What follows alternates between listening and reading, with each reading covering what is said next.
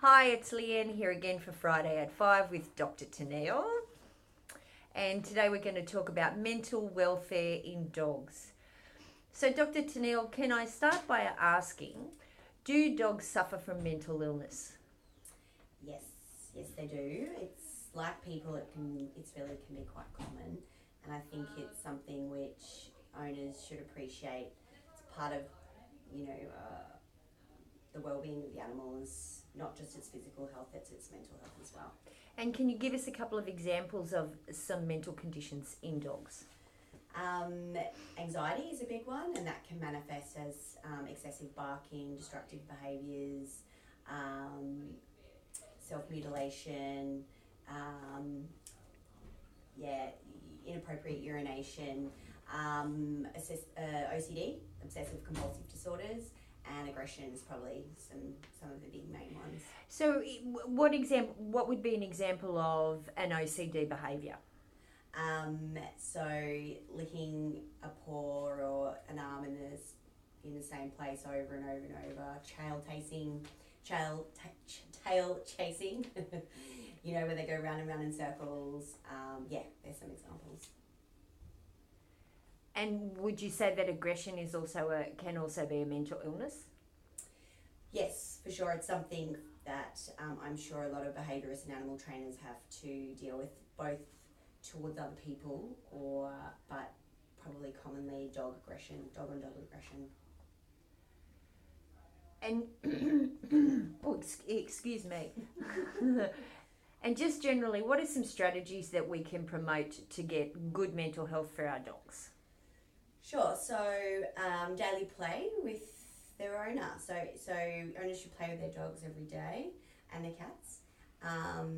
Some environment enrichment strategies. So you've got puzzle toys and chew toys, using the radio, things like that. Some other things you can do is, let me just look at my notes. Of course, yeah, you can even do things like book your dog into agility classes, obedience classes, puppy preschool classes. All those sorts of training is very good and stimulating for your pet. So I would say those things. Probably Leanne, you might have some further things that you have to add to that. As a dog trainer, I can give a couple of suggestions to our viewers. One, for example, is get an empty soft drink bottle, put some of the dog's dry kibble in it, tip the bottle initially to show the dog how to get the kibble out, and then let the dog work out how to do it, whether it be hit the bottle with their foot, roll it with their nose, bang it up, whatever they need to do to win the game, which is get the treats out.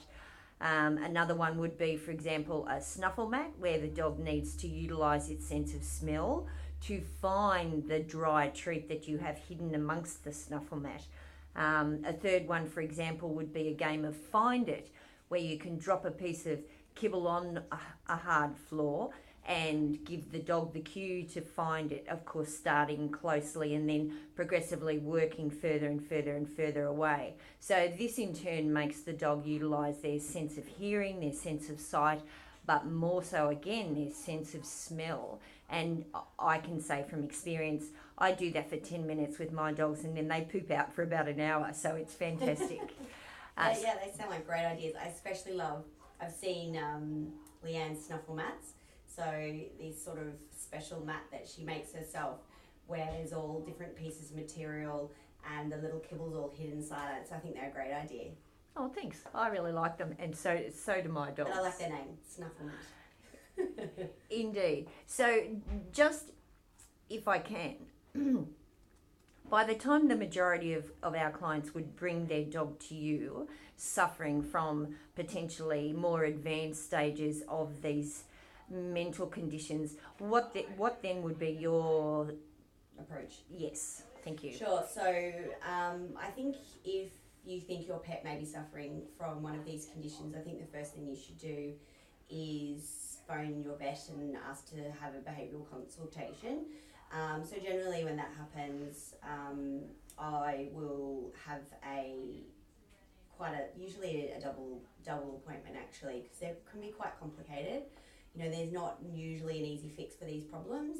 And I'll do an initial assessment and make some, initial behavioural modification techniques and advice I'll give to the owner.